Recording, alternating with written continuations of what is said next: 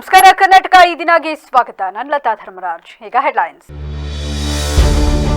ಹಾಲಿನ ಬೆಲೆ ಏರಿಕೆಯಿಂದ ರಾಜ್ಯದ ಹಲವು ಒಕ್ಕೂಟಗಳಿಗೆ ಅಪಾರ ನಷ್ಟ.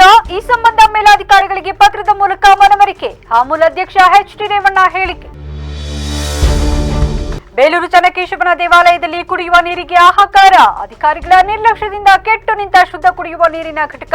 ಆಡಳಿತ ಮಂಡಳಿ ಕ್ರಮ ವಹಿಸುವಂತೆ ಸಾರ್ವಜನಿಕರು ಆಗ್ರಹ. ಅರ್ಕಲಗೂಡು ತಾಲೂಕು ಶರವಣಕುಪ್ಪೆ ಗ್ರಾಮದಲ್ಲಿ ಹಾಲಿನ ಡೈರಿ ನಿರ್ಮಾಣ. ಒಂದೇ ಗ್ರಾಮದ 2 ಗುಂಪುಗಳ ನಡುವೆ ಪರ ವಿರೋಧ. ಅಧಿಕಾರಿಗಳು ತನಿಖೆ ನಡೆಸುವಂತೆ ಆಗ್ರಹ.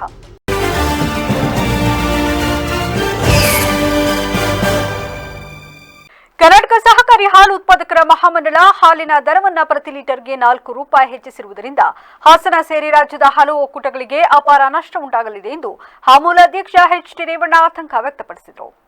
ನಗರದಲ್ಲಿಂದು ಸುದ್ದಿಗೋಷ್ಠಿಯಲ್ಲಿ ಮಾತನಾಡಿದ ಅವರು, ಹಾಲಿನ ದರ ಏರಿಕೆ ಕುರಿತು ಸಿಎಂ ಅವರ ಆದೇಶವನ್ನು ನಾವು ಪಾಲಿಸುತ್ತೇವೆ. ಆದರೆ ಇದರಿಂದ ನಮ್ಮ ಒಕ್ಕೂಟಕ್ಕೆ ತಿಂಗಳಿಗೆ ಬರೋಬ್ಬರಿ 9 ಕೋಟಿ ರೂಪಾಯಿ ನಷ್ಟ ಆಗಲಿದೆ.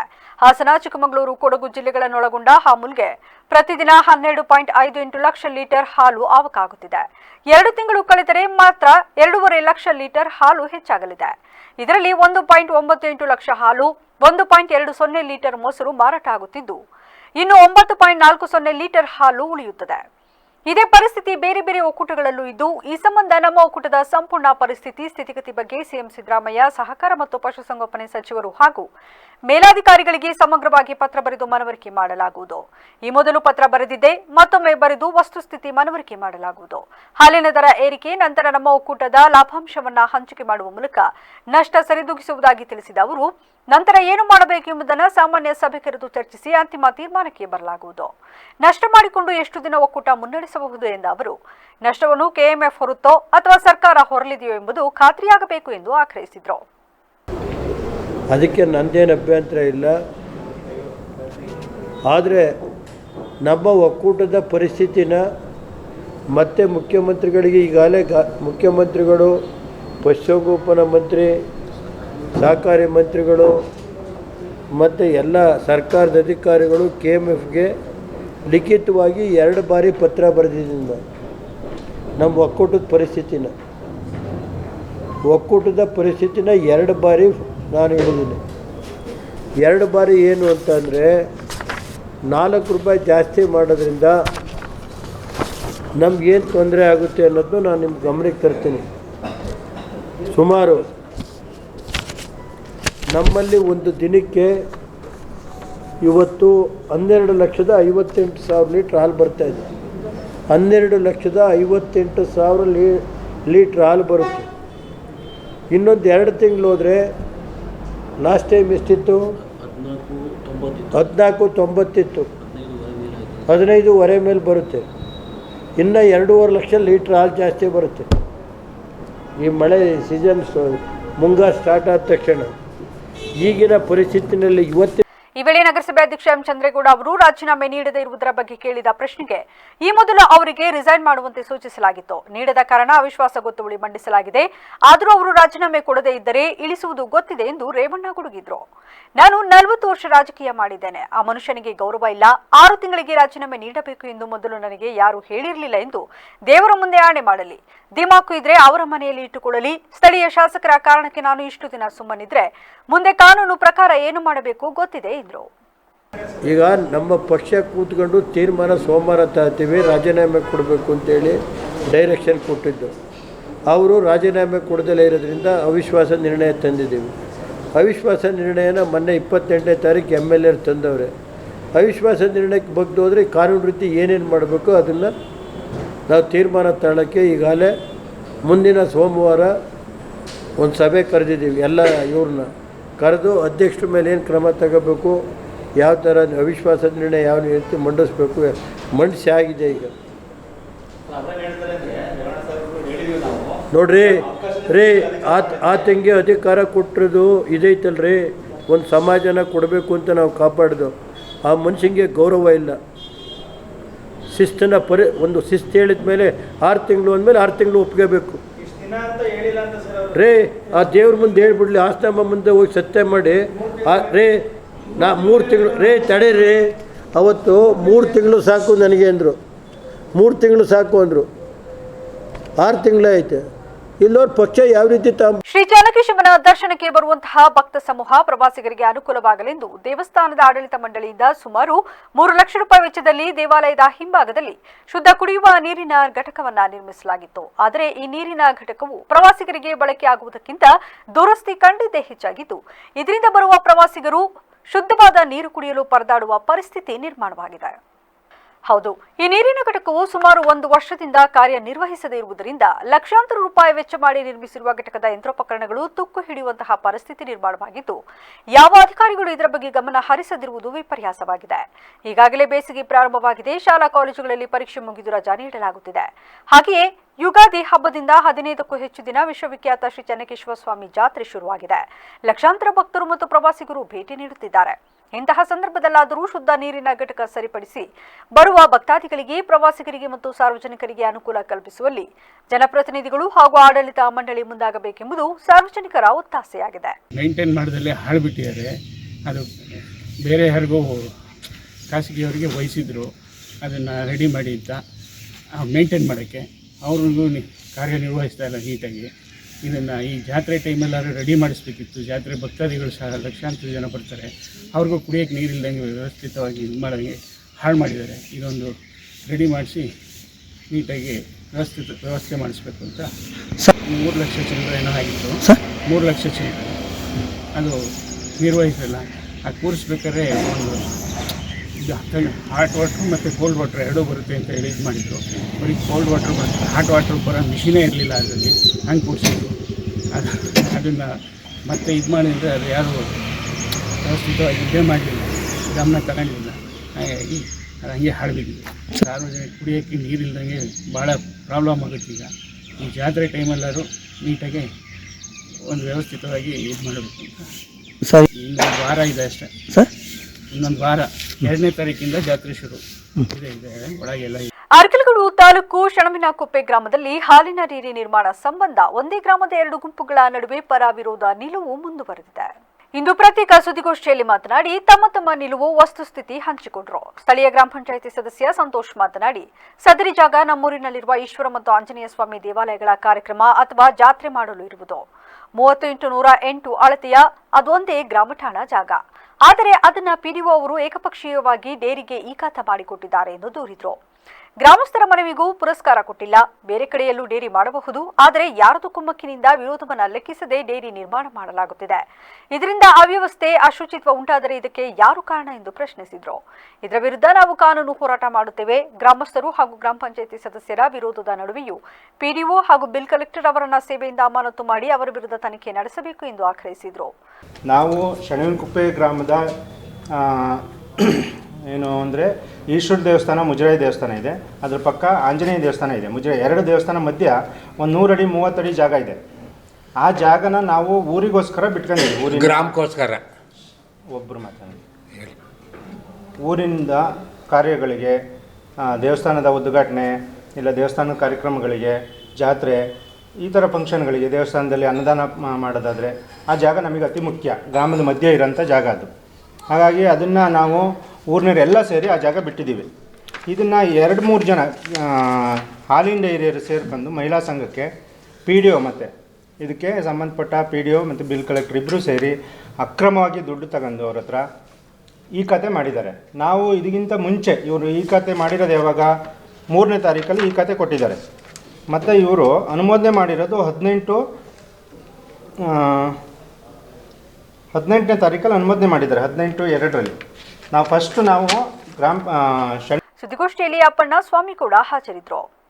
ನಂತರ ಸುದ್ದಿಗೋಷ್ಠಿಯಲ್ಲಿ ಮಾತನಾಡಿದ ಡೇರಿ ಕಾರ್ಯದರ್ಶಿ ಪ್ರಶಾಂತ್, ಸಂತೋಷ್ ಮಾಡಿರುವ ಆರೋಪ ಶುದ್ಧ ಸುಳ್ಳು ಎಂದರು. ಸದರಿ ಜಾಗದಲ್ಲಿ ಡೇರಿ ಕಟ್ಟಡ ಕಟ್ಟಿದರೆ ತಮ್ಮ ಮನೆ ಮರೆಯಾಗಲಿದೆ ಮತ್ತು ಆ ಜಾಗವನ್ನ ತಮ್ಮಂತೆ ಮಾಡಿಕೊಳ್ಳಲು ಸುಳ್ಳು ಹೇಳುತ್ತಿದ್ದಾರೆ. ಜಾತಿ ಸಂಘರ್ಷ ಎಂದು ಬಿಂಬಿಸಲು ಹೊರಟಿದ್ದಾರೆ. ನಾವು ಈ ಕಾನೂನು ಪ್ರಕಾರವೇ ನೂತನ ಡೇರಿ ನಿರ್ಮಾಣ ಮಾಡಲು ಹೊರಟಿದ್ದೇವೆ ಎಂದರು. ಕಳೆದ 3-4 ದಿನದಿಂದ ನಮ್ಮ ಶಣಮಿನಕೊಪ್ಪೆ ಗ್ರಾಮದ್ದು ಹಾಲಿನ ಡೈರಿದು ಈ ಸತ್ತು ಇದಾಗಿದೆ, ಇದು ಮಾಡಿದ್ದಾರೆ, ಅಕ್ರಮವಾಗಿ ಇದು ಮಾಡಿಸ್ಕೊಂಡಿದ್ದಾರೆ. ಯಾವುದೇ ಅದು ಮಾಹಿತಿಗಳು ತಪ್ಪಾಗಿ ಅವ್ರು ಕೊಟ್ಟು ಇದು ಮಾಡ್ತಾಯಿದ್ದಾರೆ. ಅವರು ಅಕ್ರಮವಾಗಿ ಗ್ರಾಮ ಪಂಚಾಯತಿ ಸದಸ್ಯ ಸಂತೋಷ್ ಎಂಬುವರು ಅಕ್ರಮವಾಗಿ ಅದನ್ನು ಮಾಡಿಸ್ಕೊಳ್ಳೋಕ್ಕೆ ತುಂಬ ಪ್ರಯತ್ನ ಪಟ್ಟು ಅರ್ಜಿಗಳೆಲ್ಲ ಕೊಟ್ಟಿದ್ದಾರೆ ಅವ್ರಿಗೆ. ಯಾವಾಗ ಪಿಡಿಒ ಮಾಡಲಿಲ್ಲ, ಅವ್ರದ್ದಲ್ಲ ಅದು ಆದರೂ ಅವ್ರ ಪಕ್ಕದಲ್ಲೇ ಅವ್ರ ಮನೆ ಇದೆ, ಆ ಮನೆ ಪತ್ರನ ಕೊಟ್ಬಿಟ್ಟು ಇದನ್ನು ಮಾಡಿಸ್ಕೊಳ್ಳೋಕ್ಕೆ ಬಹಳ ಪ್ರಯತ್ನ ಪಟ್ಟರು. ಅದು ನಡೀಲಿಲ್ಲ. ಅವರು ಅದಕ್ಕೆ ಈಗ ಅಕ್ರಮವಾಗಿ ಆಗಿದೆ ಅಂತ ಅಲ್ಲಿ ಒಂದು ಸೆಡ್, ಅಕ್ರಮವಾಗಿ ಒಂದು ಸೆಡ್ ರಾತ್ರೋರಾತ್ರಿ ಹಾಕಿದ್ರು. ನಮಗೆ ಈ ಸೊತ್ತಾಗಿದೆ, ನಾವು ಪೂಜೆ ಮಾಡ್ತೀವಿ ಅಂತ ತಿಳಿದಾಗ ಅಕ್ರಮವಾಗಿ ಅಲ್ಲೆಲ್ಲ ಸೆಡ್ ಹಾಕಿ ಎಲ್ಲ ಮಾಡಿದ್ರು. ನಾವು ಆಗ ಇ.ಒ. ಮತ್ತು PDO ಮತ್ತು ಇವ್ರಿಗೆ ಸಬ್ ಇನ್ಸ್ಪೆಕ್ಟರ್ ಇವ್ರಿಗೆಲ್ಲ ಕಂಪ್ಲೇಂಟ್ ಮಾಡಿದ್ಮೇಲೆ ಅವ್ರು ಬಂದು ಸ್ಥಳಕ್ಕೆಲ್ಲ ಮಾಜರ್ ಮಾಡಿ ಅದು ತೆರವುಗೊಳಿಸಿದ್ರು. ಅದನ್ನು ಇಟ್ಕೊಂಡು ಅವರು ನಾವೇ ಇದು ಊರಿಂದು ಮತ್ತೆ ಸಂಘರ್ಷ, ಇದು ಜಾತಿ ಸಂಘರ್ಷ ಆ ಥರ ಎಲ್ಲ ಸುದ್ದಿಗೋಷ್ಠಿಯಲ್ಲಿ ಚನ್ನಪ್ಪಾಜಿ, ಕುಮಾರ್, ಪುಟ್ಟಪ್ಪ ಹಾಜರಿದ್ದರು. ಮಹಿಳಾ ವೈದ್ಯಾಧಿಕಾರಿಗಳ ವಿರುದ್ಧ ಆರ್ಟಿಐ ಕಾರ್ಯಕರ್ತರು ದುರ್ವರ್ತನೆ ತೋರಿದ್ದು ಕೂಡಲೇ ಈ ಬಗ್ಗೆ ಜಿಲ್ಲಾಧಿಕಾರಿಗಳು ಸೂಕ್ತ ಕ್ರಮ ಕೈಗೊಳ್ಳಬೇಕೆಂದು ಕರ್ನಾಟಕ ಸರ್ಕಾರಿ ವೈದ್ಯಾಧಿಕಾರಿಗಳ ಸಂಘ ಹಾಸನ ಶಾಖೆಯ ಜಿಲ್ಲಾಧ್ಯಕ್ಷ ಡಾ ವಿಜಯ್ BM ಮನವಿ ಮಾಡಿದರು. ನಗರದ ಜಿಲ್ಲಾಧಿಕಾರಿ ಕಚೇರಿ ಆವರಣದಲ್ಲಿಂದು ಕರ್ನಾಟಕ ಸರ್ಕಾರಿ ವೈದ್ಯಾಧಿಕಾರಿಗಳ ಸಂಘ ಹಾಸನ ಶಾಖೆ ವತಿಯಿಂದ ಹಮ್ಮಿಕೊಳ್ಳಲಾಗಿದ್ದ ಪ್ರತಿಭಟನೆಯನ್ನ ಉದ್ದೇಶಿಸಿ ಮಾತನಾಡಿದ ಅವರು, ಮಾರ್ಚ್ 29ರಂದು ಹಾಸನದ ಜಿಲ್ಲಾ ಆರೋಗ್ಯ ಮತ್ತು ಕುಟುಂಬ ಕಲ್ಯಾಣಾಧಿಕಾರಿಗಳ ಕಚೇರಿಯಲ್ಲಿ ಆರ್ಟಿಐ ಕಾರ್ಯಕರ್ತರಾದ BV ಭಾನುಪ್ರಕಾಶ್ ಅವರು ಸಲ್ಲಿಸಿದ ಮೇಲ್ಮನವಿಯನ್ನ ಇತ್ಯರ್ಥಗೊಳಿಸಲು ಆಡಳಿತ ವೈದ್ಯಾಧಿಕಾರಿಗಳಾದ ಡಾ ನಿಸಾರ್ ಫಾತಿಮಾ ಅವರು ಹಾಜರಿದ್ದರು. ಈ ಸಂದರ್ಭದಲ್ಲಿ ಆರ್ಟಿಐ ಕಾರ್ಯಕರ್ತರು ಮಹಿಳಾ ವೈದ್ಯಾಧಿಕಾರಿಗಳಿಗೆ ಏರು ಧ್ವನಿಯಲ್ಲಿ ಕೈಬೆರಳು ಸನ್ನೆ ಮಾಡುವುದಲ್ಲದೆ ಮಹಿಳಾ ವೈದ್ಯಾಧಿಕಾರಿಗಳ ಘನತೆಗೆ ತಕ್ಕೆ ತರುವಂತಹ ರೀತಿಯಲ್ಲಿ ಮಾತನಾಡಿದ್ದಾರೆ. ಇವರ ಈ ವರ್ತನೆ ನಮ್ಮ ಮಹಿಳಾ ವೈದ್ಯಾಧಿಕಾರಿಗಳ ಮತ್ತು ಇಡೀ ವೈದ್ಯ ಸಮೂಹದ ಆತ್ಮಸ್ಥೈರ್ಯ ಕುಗ್ಗಿಸುವಂತಾಗಿದ್ದು, ಕೂಡಲೇ ಜಿಲ್ಲಾಧಿಕಾರಿಗಳು ಈ ಪ್ರಕರಣವನ್ನು ಗಂಭೀರವಾಗಿ ಪರಿಗಣಿಸಿ ಸೂಕ್ತ ಕ್ರಮ ವಹಿಸಬೇಕು ಎಂದರು. ನಾವು ಇವತ್ತು ಮನವಿ ಪತ್ರ ಮಾನ್ಯ ಜಿಲ್ಲಾಧಿಕಾರಿಗಳಿಗೆ ಮನವಿ ಪತ್ರ ಸಲ್ಲಿಸಲು ಬಂದಿದ್ದೀವಿ. ಮನವಿ ಪತ್ರ ಯಾಕೆ ಸಲ್ಲಿಸ್ತಿದ್ದೀವಿ ಅಂದರೆ, ದಿನಾಂಕ 29/3/2025 ಶನಿವಾರದಂದು ಒಂದು ಆರ್ಟಿಐ ಕಾರ್ಯಕರ್ತರು ನಮ್ಮ ಮಹಿಳಾ ವೈದ್ಯಾಧಿಕಾರಿಗಳಿಗೆ ಅಸಭ್ಯವಾಗಿ ಕೈ ಬೆರಳು ಸನ್ನೆ ಮಾಡುತ್ತಾ ಅವರ ಘನತೆಗೆ ಕುತ್ತು ಬರುವಂತಹ ಮಾತನಾಡುತ್ತಾರೆ. ಅದು ನಮ್ಮ ಜಿಲ್ಲಾ ಆರೋಗ್ಯ ಮತ್ತು ಕುಟುಂಬ ಕಲ್ಯಾಣ ಕಚೇರಿಯಲ್ಲಿ ಮೇಲ್ಮನವಿ ಸಲ್ಲಿಸುವ ಸಂದರ್ಭದಲ್ಲಿ ಈ ಆಗದ ಘಟನೆ. ಆ ಘಟನೆಯ ಬಗ್ಗೆ ಈಗಾಗಲೇ ಜಿಲ್ಲಾಧಿಕಾರಿಗಳಿಗೆ ಮನವಿ ಪತ್ರ ನೀಡಲು ನಮ್ಮ ಹಾಸನ ಜಿಲ್ಲೆ ಎಲ್ಲ ವೈದ್ಯ ಮಿತ್ರರು ಸೇರಿಕೊಂಡು ಹಾಸನ ಶಾಖೆಯ ಕರ್ನಾಟಕ ಸರ್ಕಾರಿ ವೈದ್ಯರಿಗೆ ಸಂಘದ ವತಿಯಿಂದ ಮನವಿ ಪತ್ರ ಸಲ್ಲಿಸಿ, ಈ ರೀತಿ ಘಟನೆಗಳು ಮುಂದೆ ನಮ್ಮ ವೈದ್ಯಾಧಿಕಾರಿಗಳಿಗೆ ಘನತೆಗೆ ಚ್ಯುತಿ ಬರದಂತೆ ಯಾವುದೇ ಕಾರಣಗಳು ಆಗಬಾರ್ದು ಅಂತ ನಾವು ಮಾನ್ಯ ಜಿಲ್ಲಾಧಿಕಾರಿ ಆಗ್ರಹ ಮಾಡ್ತಾ ನಮ್ಮ ವೈದ್ಯಾಧಿಕಾರಿ ಸೂಕ್ತ ಬದ್ಧತೆಯನ್ನು ಕಲಿಸಬೇಕು ಅಂತ ಈ ಮೂಲಕ ಕೇಳ್ಕೊತೀವಿ. ನಾನು ಡಾ ವಿಜಯ್ BM. ಈ ಸಂದರ್ಭದಲ್ಲಿ ಮೈಸೂರು ವಿಭಾಗದ ಜಂಟಿ ಕಾರ್ಯದರ್ಶಿ ಡಾ ಸತೀಶ್ ಕುಮಾರ್, ಆಡಳಿತ ವೈದ್ಯಾಧಿಕಾರಿ ಡಾ ನಿಸಾರ್ ಫಾತಿಮಾ ಸೇರಿದಂತೆ ಇತರರು ಹಾಜರಿದ್ದರು. ಹೊಳೆನರಸೀಪುರ ತಾಲೂಕು ಕಚೇರಿಯಲ್ಲಿಂದು ಶಾಸಕ HD ರೇವಣ್ಣ ಅವರ ಅಧ್ಯಕ್ಷತೆಯಲ್ಲಿ ಸಂವಿಧಾನ ಶಿಲ್ಪಿ ಬಾಬಾ ಸಾಹೇಬ್ ಅಂಬೇಡ್ಕರ್ ಮತ್ತು ಬಾಬು ಜಗಜೀವನ್ ರಾಮ್ ಅವರ ಜಯಂತಿ ಕಾರ್ಯಕ್ರಮದ ಪೂರ್ವಭಾವಿ ಸಭೆ ಏರ್ಪಡಿಸಲಾಗಿತ್ತು. ಏಪ್ರಿಲ್ 5ರಂದು ಬಾಬು ಜಗಜೀವನ್ ರಾಮ್ ಜಯಂತಿ ಹಾಗೂ ಏಪ್ರಿಲ್ 14ರಂದು ಬಾಬಾ ಸಾಹೇಬ್ ಅಂಬೇಡ್ಕರ್ ಜಯಂತಿ ದಿನಾಚರಣೆಯನ್ನು ಆಚರಿಸಲು ಹಮ್ಮಿಕೊಳ್ಳಲಾಗಿದ್ದ ಪೂರ್ವಭಾವಿ ಸಭೆಯನ್ನ ಉದ್ದೇಶಿಸಿ ಮಾತನಾಡಿದ ಶಾಸಕ ರೇವಣ್ಣ, ಈ ಕಾರ್ಯಕ್ರಮವು ಬಹಳ ಅಚ್ಚುಕಟ್ಟಾಗಿ ತಾಲೂಕು ಆಡಳಿತ ಮತ್ತು ಸಮಾಜ ಕಲ್ಯಾಣ ಇಲಾಖೆ ವತಿಯಿಂದ ನೆರವೇರಬೇಕು. ಸಮಾಜದ ಅತಿ ಹೆಚ್ಚು ಅಂಕ ಗಳಿಸಿರುವ SSLC ಹಾಗೂ PUCಯಲ್ಲಿ ತೇರ್ಗಡೆಯಾದ ಮಕ್ಕಳಿಗೆ ಸನ್ಮಾನ ಕಾರ್ಯಕ್ರಮ ಹಮ್ಮಿಕೊಳ್ಳಬೇಕು ಹಾಗೂ ಸಮಾಜದಲ್ಲಿ ಒಳ್ಳೆಯ ಸೇವೆ ಸಲ್ಲಿಸಿರುವ ಗಣ್ಯರಿಗೆ ಈ ಕಾರ್ಯಕ್ರಮದಲ್ಲಿ ಸನ್ಮಾನ ಕಾರ್ಯಕ್ರಮ ಹಮ್ಮಿಕೊಳ್ಳಿ ಎಂದು ಅಧಿಕಾರಿಗಳಿಗೆ ಸೂಚನೆ ನೀಡಿದರು. ಇವತ್ತೇ ರಾತ್ರಿ ಎಲ್ಲ 5-6 ವೆಹಿಕಲ್ ಮಾಡಿ ಎಲ್ಲ ಸಮಾಜಕ್ಕೆ ಕಳಿಸ್ಕೊಡೋರು ಸಮಾಜ ಇಲ್ಲ 5 ಜನರೇ. ಅದಾದಮೇಲೆ ಇನ್ನೊಂದು ಆ ಇವ್ರಿಗೂ ಕಳಿಸಿ ಎಲ್ಲ ಲೀಡರ್ಗಳಿಗೂ ಎಲ್ಲ 2 ಫಂಕ್ಷನ್ಗೆ ಎಲ್ಲ ಸಮಾಜಕ್ಕೆ ಕಳಿಸಿ ಬಂದರೆ ಸಂತೋಷ, ಬರೆದವ್ರಿಗೆ ನಾವೇನು ಮಾಡೋಕ್ಕಾಗಲ್ಲ. ಮಾತ್ರ ಸುಮ್ಮನೆ ಲೀಡ್ರು ಅಂದರೆ ಆಗಲ್ಲ. ಸಂಘ ಸಂಸ್ಥೆ ಅಧ್ಯಕ್ಷ ಯಾರಿರ್ತಾರೆ ಅವ್ರಿಗೆ ಮಾತ್ರ ಕಳಿಸಿ, ಗೊತ್ತಾಯ್ತಂದರೆ ಯಾವುದೇ ಸಮಸ್ಯೆ ಅವ್ರಿಗೆ ಇನ್ವಿಟೇಷನ್ಗೂ ಹಾಕಿ ಕಳಿಸ್ಕೊಡಿ. ಯಾವುದು ಸಂಘ ಸಂಸ್ಥೆ ರಿಜಿಸ್ಟ್ರೇಷನ್ ಐತೆ ಗೌರ್ಮೆಂಟಿಂದ ಒಂದು ಇದೈತಲ್ಲಿ ರಿಜಿಸ್ಟ್ರ್ ಮಾಡಿರೋದು ಅಂಥವು ಕಳಿಸ್ಕೊಡಿ. ಇವತ್ತು ಏನ್ರಿ 5ನೇ ತಾರೀಕು ಮುಂಚೆ ನಡೀತಾ ಇತ್ತು ಅದರಂತೆ ಮಾಡಿ ತಾಳ್ಮೆಯಿಂದ ಕೇಳ್ರಿ. ಆಮೇಲೆ ಯಾರು ಅಂಬೇಡ್ಕರ್ ಜಗಜೀವನ್ ರಾಮ್ ಸಮಾಜದ ವಿದ್ಯಾರ್ಥಿಗಳು SSLC PUCನಲ್ಲಿ ಹೈಯೆಸ್ಟ್ ನಂಬರ್ ತಗೊಂಡಿರ್ತಾರೆ ಅವ್ರಿಗೆ ಸನ್ಮಾನ ಮಾಡಿ. ಆ ಸಮಾಜದಲ್ಲಿ ಯಾರು ಒಳ್ಳೆ ಕೆಲಸ ಮಾಡ್ತಾ ಇರ್ತಾರೆ ಅದು ನೀವು ಪಟ್ಟಿ ಮಾಡ್ಕೊಳ್ಳಿ, ನಮ್ಮ ತರಬೇಡಿ.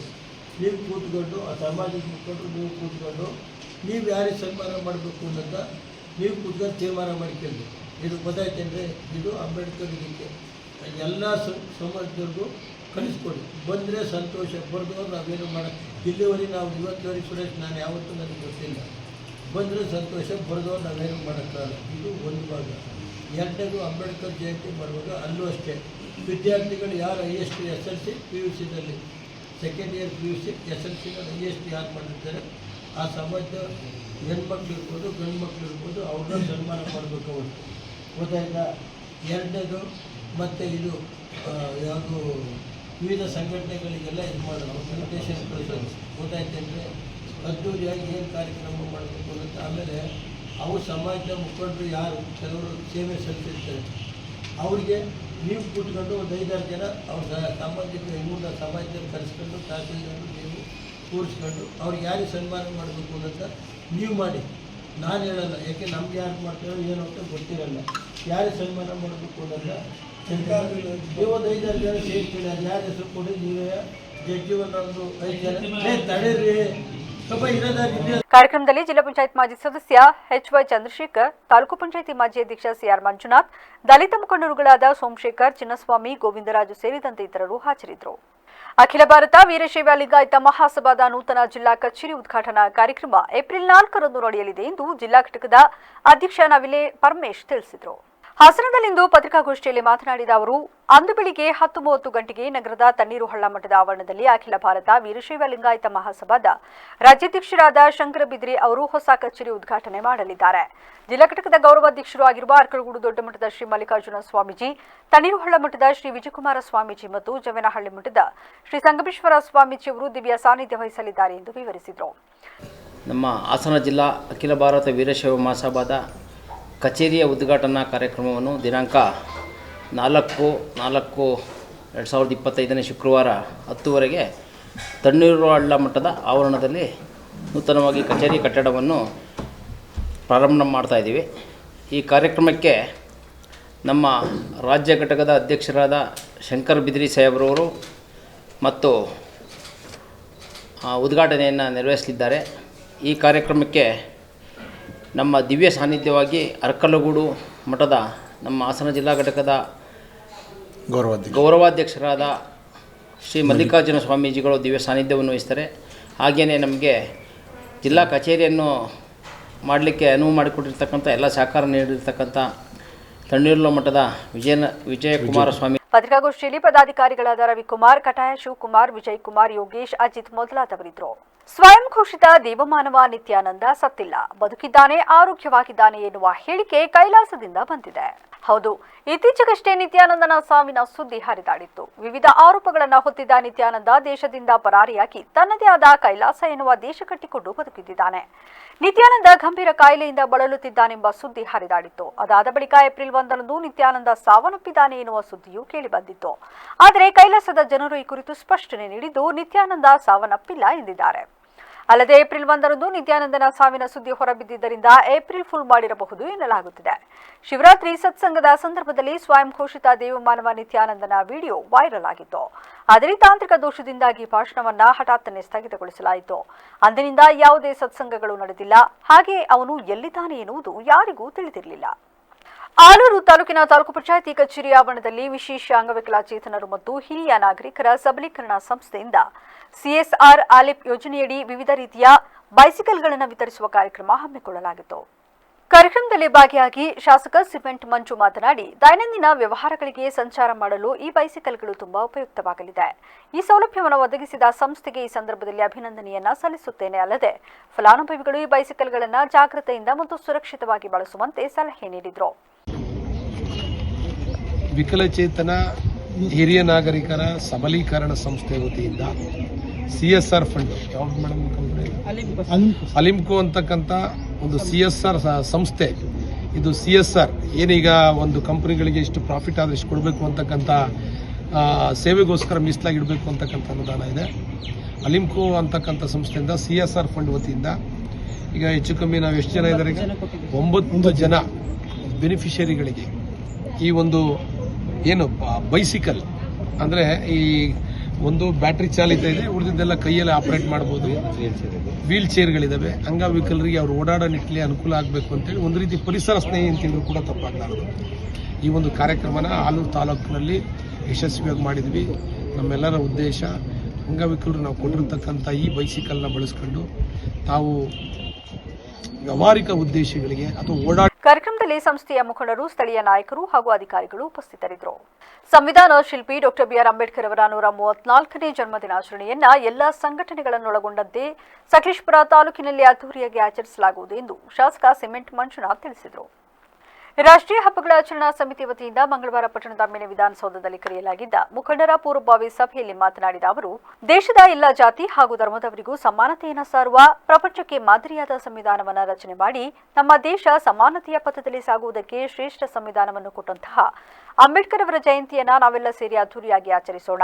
ಏಪ್ರಿಲ್ 14ರಂದು ಬೆಳಿಗ್ಗೆ 10:30ಕ್ಕೆ ಹೇಮಾವತಿ ಪ್ರತಿಮೆಯಿಂದ ವಿವಿಧ ಕಲಾತಂಡಗಳು, ವಾದ್ಯಗೋಷ್ಠಿಗಳೊಂದಿಗೆ ಅಂಬೇಡ್ಕರ್ ಅವರ ಭಾವಚಿತ್ರದ ಮೆರವಣಿಗೆಯೊಂದಿಗೆ ಸಾಗಿ ಆಡಳಿತ ಸೌಧದ ಮುಂಭಾಗವಿರುವ ಅಂಬೇಡ್ಕರ್ ಪ್ರತಿಮೆಗೆ ಮಾಲಾರ್ಪಣೆ ಮಾಡಿದ ನಂತರ ವೇದಿಕೆ ಕಾರ್ಯಕ್ರಮವನ್ನು ಆರಂಭಿಸಲಾಗುವುದು ಎಂದು ಮಾಹಿತಿ ನೀಡಿದರು. ಪ್ರಾರಂಭ ಆಗೋದು ಅವೆಲ್ಲ ಏನಿದೆ ಸರ್ಕಾರಿ ಪ್ರೋಟೋಕಾಲ್ ಸರ್ಕಾರಿ ಪ್ರಕಾರ ನಡೆಯುತ್ತೆ, ಅದರಲ್ಲಿ ಯಾವುದು ಬದಲಾವಣೆ ಅಲ್ಲ. ನಾವು ತೊಂದರೆ ಕೊಡ್ತಾ ಇಲ್ಲ.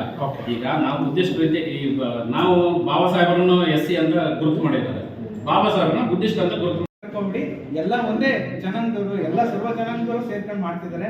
ದಯಮಾದ್ರಲ್ಲಿ ಇದರಲ್ಲಿ ವೈಯಕ್ತಿಕವಾಗಿ ಭಿನ್ನಾಭಿಪ್ರಾಯ ತಂದ್ಕೊಂಡು ಸುಮ್ಮನೆ ಆಗುವಂತ ಕೆಲಸಗಳಿಗೆ. ಸಭೆಯಲ್ಲಿ ತಹಶೀಲ್ದಾರ್ ಅರವಿಂದ್, ಡಿವೈಎಸ್ಪಿ ಪ್ರಮೋದ್ ಕುಮಾರ್, ಪುರಸಭೆ ಮುಖ್ಯಾಧಿಕಾರಿ ಪರಮೇಶ್ವರಪ್ಪ, ಬೌದ್ಧ ಸಂಘಟನೆಗಳ ಮುಖಂಡ ನಾಗಸೇನಾ, ವಿವಿಧ ಸಂಘಟನೆಗಳ ಮುಖಂಡರಾದ ಲಕ್ಷ್ಮಣ್ ಕೀರ್ತಿ, ಬೈಕಿರಿ ದೇವರಾಜು, ಕೋಮಾರಯ್ಯ, ವೀರೇಶ್ ಕಲ್ಕಣೆ, ಜೈಭೀಮ್ ಮಂಜು ಸೇರಿದಂತೆ ಇತರರು ಹಾಜರಿದ್ದರು. ಆಲೂರು ತಾಲೂಕು ಆಡಳಿತ ಮಂಡಳಿ ಹಾಗೂ ರಾಷ್ಟ್ರೀಯ ಹಬ್ಬಗಳ ಆಚರಣೆ ಸಮಿತಿ ವತಿಯಿಂದ ತಾಲೂಕು ಕಚೇರಿ ಆವರಣದಲ್ಲಿ ಪೂರ್ವಭಾವಿ ಸಭೆಯನ್ನ ನಡೆಸಲಾಯಿತು. ಏಪ್ರಿಲ್ 5ರಂದು ಮಾಜಿ ಪ್ರಧಾನಿ, ಹಸಿರು ಕ್ರಾಂತಿಯ ಹರಿಕಾರ ಡಾಕ್ಟರ್ ಬಾಬು ಜಗಜೀವನ್ ರಾಮ್ ಜಯಂತಿ ಆಚರಣೆ ಪ್ರಯುಕ್ತ ಹಾಗೂ ಏಪ್ರಿಲ್ 14ರಂದು ಸಂವಿಧಾನ ಶಿಲ್ಪಿ ಡಾಕ್ಟರ್ ಬಾಬಾ ಸಾಹೇಬ್ ಅಂಬೇಡ್ಕರ್ ಜಯಂತಿ ಪ್ರಯುಕ್ತ ಪೂರ್ವಭಾವಿ ಸಭೆಯನ್ನು ನಡೆಸಲಾಯಿತು.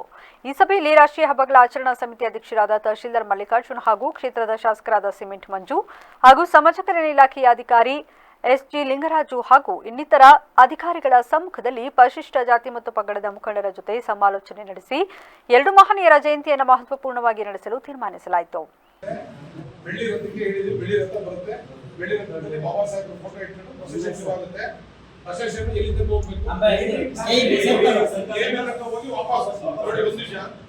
ಮ್ಯಾಕ್ಸಿಮಮ್ 1 ಗಂಟೆ ಒಳಗೆ ಪ್ರೊಸೆಷನ್ ಮುಗಿಸ್ಬೇಕು.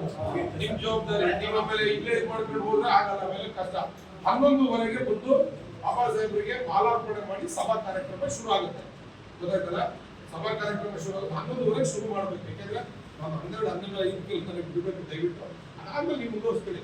ಮತ್ತೆ ಕಾರ್ಯಕ್ರಮದಲ್ಲಿ 5 ಜನ ಸಮುದಾಯದ ಮುಖಂಡರಿಗೆ ಸನ್ಮಾನ, 15 ಜನ ಮುಖ್ಯ ಸನ್ಮಾನ, ಮತ್ತೆ ಒಬ್ಬರು ಮುಖ್ಯ ಭಾಷಣಕಾರರು ಬಾಬಾ ಸಾಹೇಬರಿಗೆ ಪುಷ್ಪಾರ್ಚನೆ ಮಾಡಿ ಸಭಾ ಕಾರ್ಯಕ್ರಮ ಶುರು ಆಗುತ್ತೆ. ಅದಾದ್ಮೇಲೆ ಒಂದೊಂದು ಕಾರ್ಯಕ್ರಮ ಮುಗಿಸಾಗ್ತದೆ. ಇಷ್ಟು ಕಾರ್ಯಕ್ರಮನ ನೀವು ಹೇಳಿದ ರೀತಿ ಯಶಸ್ವಿಯಾಗಿ ಮಾಡ್ತೀವಿ. ಯಾವ ರೀತಿ ಮಾಡಬೇಕು ಅಂತ ನಾವು ಬಿಟ್ಟು, ಆದರೆ ಬಜೆಟ್ ಬಗ್ಗೆ ನಾವು ವಿಧಾನ ತಗೊಂಡ್ವಿ. ಊಟದ ವ್ಯವಸ್ಥೆ ನಾನು ಮಾಡ್ಕೊಡ್ತೀವಿ, ಅದ್ರ ಬಗ್ಗೆ ಒಳ್ಳೆ ಈ ಸಂದರ್ಭದಲ್ಲಿ ತಾಲೂಕು ಆಡಳಿತ ಹಾಗೂ ರಾಷ್ಟ್ರೀಯ ಹಬ್ಬಗಳ ಆಚರಣೆ ಸಮಿತಿಯ ಅಧ್ಯಕ್ಷ ತಹಶೀಲ್ದಾರ್ ಮಲ್ಲಿಕಾರ್ಜುನ್, ಶಾಸಕ ಸಿಮೆಂಟ್ ಮಂಜು, ಪಟ್ಟಣ ಪಂಚಾಯಿತಿ ಮುಖ್ಯಾಧಿಕಾರಿ ನಟರಾಜು, ಸಮಾಜ ಕಲ್ಯಾಣ ಇಲಾಖೆ ಅಧಿಕಾರಿ ಲಿಂಗರಾಜು, THO ನಿಸಾರ್ ಫಾತಿಮಾ ಸೇರಿದಂತೆ ಇತರರು ಹಾಜರಿದ್ದರು.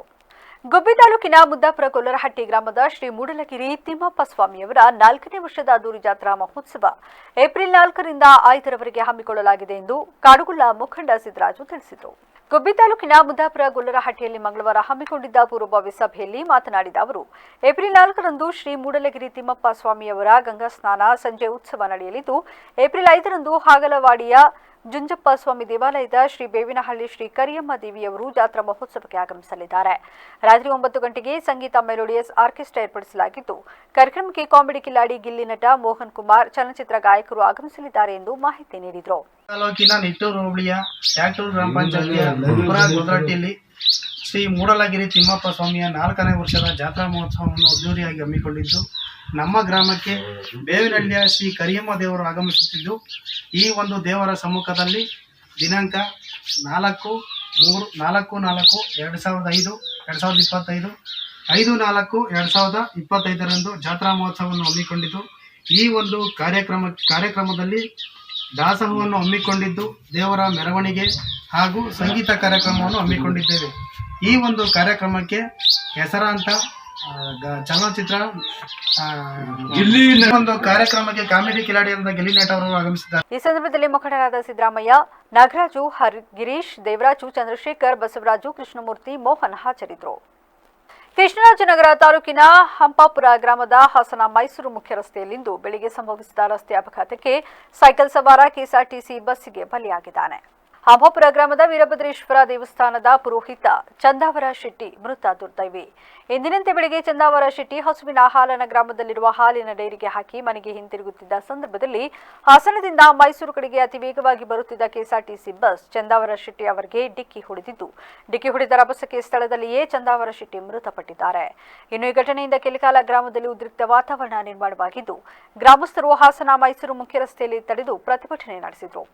ನಂತರ ಸ್ಥಳಕ್ಕಾಗಮಿಸಿದ ಕೆಎಸ್ಆರ್ಟಿಸಿ ಸಂಸ್ಥೆಯ ಹಿರಿಯ ಅಧಿಕಾರಿಗಳು ಪ್ರತಿಭಟನಾಕಾರರೊಂದಿಗೆ ಚರ್ಚಿಸಿ ಸಮಾಧಾನಪಡಿಸಿ ಮೃತನ ಕುಟುಂಬಕ್ಕೆ ಕೆಎಸ್ಆರ್ಟಿಸಿ ಸಂಸ್ಥೆಯಿಂದ ಸೂಕ್ತ ಪರಿಹಾರ ಕೊಡಿಸುವುದಾಗಿ ಹಾಗೂ ರಸ್ತೆಗೆ ಬ್ಯಾರಿಕೇಡ್ ಅಳವಡಿಸಲಾಗುವುದಾಗಿ ಭರವಸೆ ನೀಡಿದ ನಂತರ ಪ್ರತಿಭಟನೆಯನ್ನ ಕೈಬಿಟ್ಟರು. 6:45ರಿಂದ 7 ಗಂಟೆ ಸಂದರ್ಭದಲ್ಲಿ ನಮ್ಮ ಗ್ರಾಮದ ಹಿರಿಯ ವ್ಯಕ್ತಿಯಾದಂಥ ಪಾಪ್ ಶೆಟ್ರು ಚಂದಾವರ್ ಶೆಟ್ರು ಉರ್ಫ್ ಪಾಪ್ ಶೆಟ್ರು ಅವರು ಬೆಳಗ್ಗೆ ಎಂದಿನಂತೆ 6:45ರಿಂದ 7 ಗಂಟೆ ಒಳಗಡೆ ಡೈರಿಗೆ ಹಾಲು ಹಾಕಿ ಹೋಗುವಂಥ ಸಂದರ್ಭದಲ್ಲಿ ಹಂಪಾಪುರದ CGB ಬ್ಯಾಂಕಿನ ಸ್ವಲ್ಪ ಮುಂದೆ ಹೋದರೆ ಬಲಭಾಗದಲ್ಲಿ ನಿಂತಿದ್ದಂಥ ವ್ಯಕ್ತಿಗೆ ರೋಡ್ ಸೈಡ್ನಲ್ಲಿ ಫುಟ್ಪಾತ್ನ ಎಡ್ಜ್ನಲ್ಲಿ ನಿಂತಿದ್ದಂಥ ವ್ಯಕ್ತಿಗೆ ಹಾಸನ ಕಡೆಯಿಂದ ಬಂದಂಥ ಅತಿ ವೇಗದಿಂದ ಬಂದಂಥ ಬಸ್ಸು ಓವರ್ಟೇಕ್ ಮಾಡೋದಕ್ಕೋಸ್ಕರ ಎಡಭಾಗದಲ್ಲಿ 2 ಬಸ್ ನಿಲ್ಲಿಸಿದ್ರು ಸಹ ಬಲಭಾಗದಲ್ಲಿ ಓವರ್ಟೇಕ್ ಮಾಡೋದಕ್ಕೋಸ್ಕರ ಬ್ಯಾಂಕ್ ಮುಂದೆಯಿಂದನೇ ಬಲಭಾಗದಲ್ಲಿ ಫುಲ್ ಫುಟ್ಪಾತ್ನಲ್ಲಿ ರೈಟ್ ಸೈಡ್ನಲ್ಲಿ ಆದಾಗೆ ಇವತ್ತು ಬೆಳಿಗ್ಗೆ KR ನಗರ ತಾಲೂಕು ಹಂಪಾಪುರ ಇಲ್ಲಿ ಒಂದು KSRTC ಬಸ್ಸು ಭಾಳ ವೇಗವಾಗಿ ಮತ್ತು ಅಜಾಗರೂಕತೆಯಿಂದ ಬಂದು ಹಾಸನ ಕಡೆಯಿಂದ ಮೈಸೂರು ಕಡೆ ಹೋಗ್ತಾ ಬಸ್ಸು ಆತ ಬಲಭಾಗಕ್ಕೆ ಹೋಗಿ ಅಲ್ಲಿ ಸೈಕಲ್ ಸವಾರನಿಗೆ ಡಿಕ್ಕಿಯಾಗಿ ಸೈಕಲ್ ಸವಾರ ಸ್ಥಳದಲ್ಲೇ ಮೃತಪಟ್ಟಿದ್ದಾನೆ. ಈ ಸಮಯದಲ್ಲಿ ಗ್ರಾಮಸ್ಥರು ಸ್ವಲ್ಪ KSRTC ಬಸ್ಗಳನ್ನ ನಿಲ್ಲಿಸ್ಕೊಂಡು ಅವರ ಒಂದು ಅಹವಾಲನ್ನ ಮುಂದೆ ಇಟ್ಟಿರ್ತಾರೆ. ಬೇರೆ ಸಾರ್ವಜನಿಕರಿಗೆ ಯಾವುದೇ ರೀತಿ ತೊಂದರೆ ಆಗಿರೋದಿಲ್ಲ. KSRTC ಅಧಿಕಾರಿಗಳು ಕೂಡ ಬಂದಿರ್ತಾರೆ. ಅವರ ಕಡೆಯಿಂದ ಏನು ಸಾಧ್ಯ ಪರಿಹಾರವನ್ನು ಕೊಡೋಕ್ಕೆ ಒಪ್ಕೊಂಡಿರ್ತಾರೆ. ಹಾಗೂ ಈಗಾಗಲೇ ಇಲ್ಲಿ ಗ್ರಾಮಸ್ಥರನ್ನು ವಿಚಾರಿಸಿದಾಗ ಈ ಸ್ಥಳದಲ್ಲಿ ಹಂಪಾಪುರ ಇಲ್ಲಿ ಬಸ್ಗಳು ನಿಲ್ಲಿಸ್ತಾ ಇಲ್ಲ, ಇದೊಂದು ಸಮಸ್ಯೆ ಇದೆ. ಅರ್ಧ ರಾತ್ರಿ ಸ್ಥಳಕ್ಕೆ ಪೊಲೀಸ್ ಹಿರಿಯಾಧಿಕಾರಿಗಳಾದ ASP Mallik, DySP Karim Rawat, KR Nagar ಠಾಣಾ inspector Shivaprakash, sub inspector Cheluvaraj, KSRTCಯ ಹಿರಿಯ ಅಧಿಕಾರಿ ಮಹೇಶ್ ಸ್ಥಳದಲ್ಲಿ ಹಾಜರಿದ್ದರು. ಮಾಜಿ ಶಾಸಕ ಕೆ ಮಹಾದೇವ್ ಅವರು ಕೆಲ ದಿನಗಳ ಹಿಂದೆ ಪತ್ರಿಕಾ ಪ್ರಕಟಣೆಯಲ್ಲಿ ಸಚಿವ ಕೆ ವೆಂಕಟೇಶ್ ಅವರ ಸುಪುತ್ರ ನಿತಿನ್ ವೆಂಕಟೇಶ್ ಅವರು ರಾಗಿ ಖರೀದಿ ಕೇಂದ್ರಗಳಲ್ಲಿ ಹಣ ವಸೂಲಿ ಮಾಡುತ್ತಿದ್ದಾರೆ ಎಂದು ಆರೋಪ ಮಾಡಿರುವುದು ಸತ್ಯಕ್ಕೆ ದೂರವಾದದ್ದು ಎಂದು ಕಾಂಗ್ರೆಸ್ ಪಕ್ಷದ ನಗರ ಘಟಕದ ಅಧ್ಯಕ್ಷರಾದ ಅಶೋಕ್ ಕುಮಾರ್ ಗೌಡ ತಿಳಿಸಿದರು. ಪಿರಿಯಾಪಟ್ಟಣದಲ್ಲಿಂದು ಪತ್ರಿಕಾಗೋಷ್ಠಿ ಉದ್ದೇಶಿಸಿ ಮಾತನಾಡಿದ ಅವರು, ನಮ್ಮ ಸಚಿವರ ಪುತ್ರ ನಿತಿನ್ ವೆಂಕಟೇಶ್ ಅವರ ಬಗ್ಗೆ ಇಲ್ಲಸಲ್ಲದ ಆರೋಪ ಮಾಡಿರುವುದು ಸರಿಯಲ್ಲ. ಅವರು ಹಾಗೂ ಅವರ ತಂದೆ ಈ ತಾಲೂಕಿನಲ್ಲಿ ಅನೇಕ ಬಾರಿ ಗೆದ್ದು ತಾಲೂಕಿನ ಅಭಿವೃದ್ಧಿಗೆ ಹೆಚ್ಚಿನ ಶ್ರಮ ವಹಿಸಿ ಕೆಲಸ ಮಾಡುತ್ತಿದ್ದಾರೆ. ಆದರೆ ಈ ರೀತಿ ಸುಳ್ಳು ಆರೋಪಗಳನ್ನು ನಮ್ಮ ನಾಯಕರ ಮೇಲೆ ಮಾಡಿರುವುದು ಸಾಬೀತು ಮಾಡದಿದ್ದಲ್ಲಿ ತಾಲೂಕಿನಲ್ಲಿ ಉಗ್ರ ಪ್ರತಿಭಟನೆ ಮಾಡಲಾಗುತ್ತದೆ ಎಂದು ಎಚ್ಚರಿಸಿದರು. ಆಶ್ರಯ ಸಮಿತಿಯ ಅಧ್ಯಕ್ಷರಾದಂತಹ ನಮ್ಮ ನಿತಿನ್ ವೆಂಕಟೇಶ್ ಅವರ ಬಗ್ಗೆ ಇಲ್ಲಸಲ್ಲದ ಆರೋಪವನ್ನು ಮಾಡ್ತಾ ನಮ್ಮ ತಾಲೂಕಿನಲ್ಲಿ 4 ರಾಗಿ ಖರೀದಿ ಕೇಂದ್ರಗಳಿದ್ದು ಅದರಲ್ಲಿ ಒಂದು ಖರೀದಿ ಕೇಂದ್ರ 30 ಲಕ್ಷಕ್ಕೆ ಬೇಡಿಕೆ ಇಟ್ಟಿದೆ ಅಂತ ಸುಳ್ಳು ಆರೋಪಗಳನ್ನ ಮಾಡ್ತಾ ನಿತಿನ್ ವೆಂಕಟೇಶ್ ಅವರು ಈ ತಾಲೂಕಿನಲ್ಲಿ ಜನಪ್ರಿಯತೆ ಇಟ್ಕೊಂಡು ಅದನ್ನು ಅವರು ಸಹಿಸ್ತೇನೆ ರಾಜಕೀಯವಾಗಿ ಅವರು ಸೋತ ಹತಾಶೆಯಿಂದ ಅವರು ನಮ್ಮ ಸಾಹೇಬರ ಬಗ್ಗೆ ಮತ್ತು ಅವರ ಮಗನ ಬಗ್ಗೆ ಭಾರಿ ಅಭಿವೃದ್ಧಿ ಮಾತಾಡ್ತಾರೆ ನಿಲ್ಲಿಸಬೇಕು. ಮತ್ತು ಈ ತಾಲೂಕಿನಲ್ಲಿ ಒಳ್ಳೆಯ ಅಭಿವೃದ್ಧಿ ಕೆಲಸವನ್ನು ಸಾಮಾನ್ಯ ಸಚಿವರು ಮಾಡ್ತಾ ಇರೋದನ್ನು ತಗೊಳ್ಳೋಕ್ಕಾಗ್ತಾ ಇಲ್ಲ ಅವರಿಗೆ. ಅದರಿಂದ ಅವರು ಅಸಹಾಯಕರಾಗಿ ಇವತ್ತು ನಮ್ಮ ಸಚಿವರ ಬಗ್ಗೆ ಮತ್ತು ಅವರ ಮಗನ ಬಗ್ಗೆ ಭಾರಿ ಇಲ್ಲದ ಪತ್ರಿಕಾಗೋಷ್ಠಿಯಲ್ಲಿ ಕಾಂಗ್ರೆಸ್ ಮುಖಂಡರು ಸೀತಾಮಣ್ಣಯ್ಯ, ಗ್ಯಾರಂಟಿ ಅನುಷ್ಠಾನ ಸಮಿತಿಯ ಸದಸ್ಯ ರಘುಗೌಡ, ರಾಜೇಶ್, ಮಹೇಶ್ ಸೇರಿದಂತೆ ಇತರರು ಹಾಜರಿದ್ದರು. ಚಾಮರಾಜನಗರ ಜಿಲ್ಲೆಯ ಯಳಂದೂರು ತಾಲೂಕಿನ ಇರಿಯೂರು ಗ್ರಾಮದ ವಾಲ್ಮೀಕಿ ಬಡಾವಣೆಯಲ್ಲಿ ವಾಸ ಮಾಡುತ್ತಿದ್ದ 2 ವಾಲ್ಮೀಕಿ ನಾಯಕ ಕುಟುಂಬಕ್ಕೆ ಬಹಿಷ್ಕಾರ ಹಾಕಿದ್ದಾರೆ ಎಂದು ನಾಯಕ ಸಮುದಾಯದ ಯಜಮಾನರುಗಳ ಮೇಲೆ ಯಳಂದೂರು ಪೊಲೀಸ್ ಠಾಣೆಯಲ್ಲಿ ದೂರು ದಾಖಲಿಸಿದ ಸಂಬಂಧ ಯಳಂದೂರು ಪೊಲೀಸ್ ಠಾಣೆಯಲ್ಲಿ ಶಾಂತಿ ಸಭೆಯನ್ನು ಏರ್ಪಡಿಸಲಾಗಿತ್ತು. ಡಿವೈಎಸ್ಪಿ ಧರ್ಮೇಂದ್ರ ಹಾಗೂ ವೃತ್ತ ನಿರೀಕ್ಷಕ ಶ್ರೀಕಾಂತ್ ನೇತೃತ್ವದಲ್ಲಿ ನಡೆದ ಸಭೆಯಲ್ಲಿ ಬಹಿಷ್ಕರಿಸಿರುವ ನಾಯಕ ಸಮುದಾಯದ 2 ಕುಟುಂಬಗಳಿಗೂ ಹಾಗೂ ಯರಿಯೂರು ಜನಾಂಗದ ಸದಸ್ಯರುಗಳಿಗೂ ತಿಳುವಳಿಕೆ ಹಾಗೂ ಸಲಹೆಗಳನ್ನು ನೀಡಿ ಸಭೆಯನ್ನು ಯಶಸ್ವಿಗೊಳಿಸಿದರು. ಈ ವೇಳೆ ಕರ್ನಾಟಕ ರಕ್ಷಣಾ ವೇದಿಕೆಯ ಪ್ರವೀಣ್ ಕುಮಾರ್ ಶೆಟ್ಟಿ ಬಣದ ತಾಲೂಕು ಅಧ್ಯಕ್ಷ ಜಗದೀಶ್ ಶಾಸ್ತ್ರಿ, ಗೌರವಾಧ್ಯಕ್ಷ ಬಿಸ್ಲಯ್ಯ ಕುಮಾರ್, ಪ್ರಧಾನ ಕಾರ್ಯದರ್ಶಿ ಹರಳೆ ಮಹೇಶ್, ಜಿಲ್ಲಾಧ್ಯಕ್ಷೆ ಮಂಗಳಮ್ಮ ಸೇರಿದಂತೆ ಇತರರು ಹಾಜರಿದ್ದರು.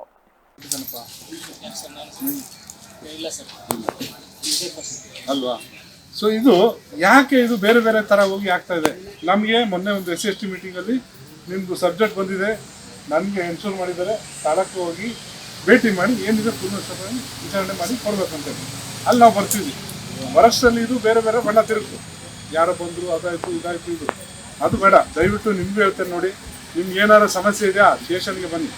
ನೀವು ಅಲ್ಲಿ ಹೋಗೋದು ಇಲ್ಲಿ ಹೋಗೋದು ಅದು ಬೇರೆ ಬೇರೆ ಕಾನೂನು ಉಲ್ಲಂಘನೆಗೆ ಎಡೆ ಮಾಡಿಕೊಡ್ತದೆ. ಅದಕ್ಕೆ ಯಾರೂ ಅವಕಾಶ ಮಾಡಿಕೊಡ್ಬೇಡಿ. ಈಗ ನೋಡಪ್ಪ, ಎಲ್ಲ ವಿಚಾರಣೆ ಪ್ರಕಾರವಾಗಿ ಸಾಮಾಜಿಕ ಬಹಿಷ್ಕಾರವಾಗಿ ನಿಮಗೆ ಆಗಿಲ್ಲ ಅನ್ನೋದು ಇಲ್ಲಿ ಒಂದು ಮಾನದಂಡಕ್ಕೆ ಬಂದಿದೆ. ಅಂದರೆ ಸಾಮಾಜಿಕ ಬಹಿಷ್ಕಾರ ಅಂದರೆ ಏನು, ನಿಮಗೆ ನೀರು ಮನೆಯಲ್ಲಿ ಏರಿಯಾದಲ್ಲಿ ನೀರಿಗೆ ಅಥವಾ ಮೂಲಭೂತ ಸೌಕರ್ಯಕ್ಕೆ ಏನಾದರೂ ನಿಮಗೆ ಅಡಚಣೆ ಮಾಡಿ ಆ ಥರದ್ದಾಗಿದ್ದಾಗ ಅದು ಬರ್ತದೆ. ಕಲಬುರಗಿ ಜಿಲ್ಲೆ ಸೇಡಂ ಮತ್ತು ಸುಲೇಪೇಟ್ ಠಾಣೆ ಪೊಲೀಸರು ಕಾರ್ಯಾಚರಣೆ ನಡೆಸಿ 3 ಸರಗಳ್ಳಿಯರನ್ನ ಬಂಧಿಸಿದ್ದಾರೆ ಎಂದು ಕಲಬುರಗಿ ಎಸ್ಪಿ ಅಡೂರು ಶ್ರೀನಿವಾಸಲು ತಿಳಿಸಿದರು. ನಗರದಲ್ಲಿಂದು ಮಾತನಾಡಿದ ಅವರು, ಸುಲೇಪೇಟ್ ಪೊಲೀಸರಿಂದ ಕಿರಣ, ಚಾರ್ಲಿ ಮತ್ತು ಸಿಮ್ರಾನ್ ಎಂಬ ಸರಗಳ್ಳಿಯರನ್ನ ಬಂಧಿಸಲಾಗಿದ್ದು, ಬಂಧಿತರಿಂದ ಸುಮಾರು 1.20 ಲಕ್ಷ ಮೌಲ್ಯದ ಚಿನ್ನ ಮತ್ತು ಸರಗಳ್ಳಿ ಏಕತಾ ಉಪಾಧ್ಯಾಯ ಬಂಧಿಸಿ 6.50 ಲಕ್ಷ ಮೌಲ್ಯದ ಚಿನ್ನಾಭರಣಗಳನ್ನು ಜಪ್ತಿ ಮಾಡಿಕೊಳ್ಳಲಾಗಿದೆ ಎಂದು ಮಾಹಿತಿ ನೀಡಿದರು. ಸೇಡಂ ಪೊಲೀಸ್ ಸ್ಟೇಷನ್ ವ್ಯಾಪ್ತಿಯಲ್ಲಿ Sedam bus stand, Sedam bus ನಿಲ್ದಾಣದಲ್ಲಿ 23 ಜುಲೈ 2024 ರಂದು ಲಿಂಗರಾಜು ಮತ್ತು ಅವರ ಹೆಂಡತಿಯಾದ ಸಂಗೀತ ಇವರು ಕಲಬುರಗಿಗೆ ಹೋಗಬೇಕಾದ್ರೆ ಅವರ ವ್ಯಾನಿಟಿ ಬ್ಯಾಗ್ನಿಂದ 8 ತೊಲೆ ಬಂಗಾರ ಕಳ್ಳತನ ಆಗಿರುತ್ತದೆ. ಇದು ಸಂಬಂಧಪಟ್ಟ ದೂರು ಆಧಾರದ ಮೇಲೆ ಸೇಡಂ ಪೊಲೀಸ್ ಠಾಣೆಯಲ್ಲಿ ಒಂದು ದೂರು ದಾಖಲಾಗಿರುತ್ತದೆ. ಅದೇ ರೀತಿಯಿಂದ 20 ಜನವರಿ 2025 ರಂದು ಅನ್ಸೂರ್ ಗಂಡ ವೀರೇಂದ್ರ ಗೌಡ ಮಾಲಿ ಪಾಟೀಲ್ ಅಂತ ಅವರು ಸೇಡಂ ಬಸ್ ಸ್ಟ್ಯಾಂಡ್ ನಿಲ್ದಾಣದಲ್ಲಿ ಬಸ್ ಹತ್ತುವಾಗ ಅವರು ಸಂಬಂಧಿಕರು ಕೊಡಲಲ್ಲಿರುವಂತಹ 4.5 ತೊಲೆ ಬಂಗಾರ ಕಳ್ಳತನ ಮಾಡಿಕೊಂಡಿರತಕ್ಕ ಪ್ರಕರಣ ಸೇಡಂ ಪಟ್ಟಣದಲ್ಲಿ ಸೇಡಂ ಪೊಲೀಸ್ ಠಾಣೆ ವ್ಯಾಪ್ತಿಯಲ್ಲಿ ದಾಖಲಾಗಿರುತ್ತದೆ. ಇದು ಬೇರೆ ಬೇರೆ ದಿನಗಳಲ್ಲಿ 2 ಪ್ರಕರಣ. ಈಗ ಸಂಕ್ಷಿಪ್ತ ಸುದ್ದಿ. ಚಾಮರಾಜನಗರ ಜಿಲ್ಲೆಯ ಗುಂಡ್ಲುಪೇಟೆ ತಾಲೂಕಿನ ಪಡಗೂರು ಗ್ರಾಮದ ಖಾಸಗಿ ಶಾಲೆಯ ಕಾಂಪೌಂಡ್ ಮೇಲೆ ಚಿರತೆ ಹಾಗೂ ಮರಿ ಪ್ರತ್ಯಕ್ಷವಾಗಿದೆ. ಈಗಾಗಲೇ ಜಿಲ್ಲೆಯಲ್ಲಿ 2 ಚಿರತೆ ಬೋನಿಗೆ ಬಿದ್ದರೂ ಇನ್ನು ಚಿರತೆಗಳ ಉಪಟಳ ಹೆಚ್ಚಾಗಿ ಕಂಡುಬರುತ್ತಿದ್ದು, ಅರಣ್ಯ ಇಲಾಖೆ ಸೂಕ್ತ ಕ್ರಮ ಕೈಗೊಳ್ಳುವಂತೆ ಆಗ್ರಹಿಸಿದ್ದಾರೆ. ಈಗ ಮತ್ತೊಮ್ಮೆ ಹೆಡ್ಲೈನ್ಸ್. ಹಾಲಿನ ಬೆಲೆ ಏರಿಕೆಯಿಂದ ರಾಜ್ಯದ ಹಲವು ಒಕ್ಕೂಟಗಳಿಗೆ ಅಪಾರ ನಷ್ಟ.